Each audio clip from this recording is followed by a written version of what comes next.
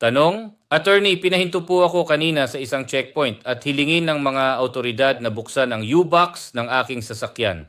Sinabi ko sa kanila na limitado lamang sila sa visual search ayon sa batas at hindi ako pumayag na buksan pa ito. Dahil sa aking pagtanggi, hinold po nila ako at patuloy silang hinihingi na buksan ko ito. Wala naman po akong tinatagong labag sa batas, pero gusto ko ring ipaglaban ang aking karapatan. Ano po ang pinakamagandang hakbang na pwede kong gawin? Sagot, una sa lahat, protektado ka ng Section 2, Article 3 ng 1987 Constitution laban sa hindi makatarungang paghahanap at pagsamsam.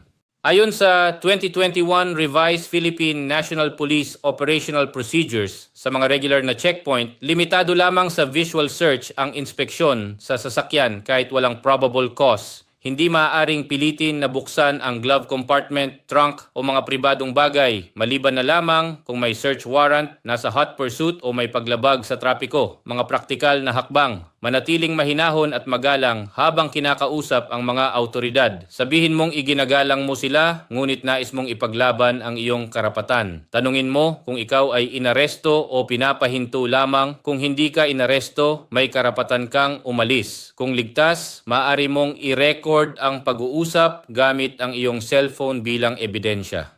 Tanungin din ang tiyak na dahilan ng paghihigpit at kung mayroon silang probable cause o search warrant. Mga legal na hakbang, ipahayag mong malinaw na limitado sila sa visual search lamang. Kung sila ay nag-aangkin ng basehan para buksan ang U-box, hilingin mong ipakita ang search warrant na dapat na malinaw na naglalarawan ng lugar na hahanapin at mga bagay na sasamsamin. Kung walang warrant, maaari silang magsagawa ng warrantless search lamang kung may probable cause na ang sasakyan ay naglalaman ng kontrabando o ebidensya ng krimen o kung nasa hot pursuit.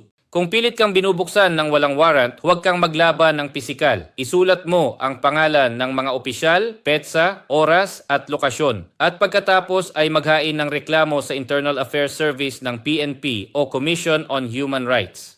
Tungkol sa pagpayag na buksan ang U-box, ito ay personal na desisyon. Kung hindi ka na makatiis sa paghihintay at wala kang tinatago, maaari mong payagan sila para matapos na ang insidente. Ngunit kung gusto mong ipaglaban ang iyong karapatan, maaari mong patuloy na ipahayag ang iyong pagtanggi hanggang sa maipakita nila ang wastong warrant o mabigyan ka ng sapat na dahilan.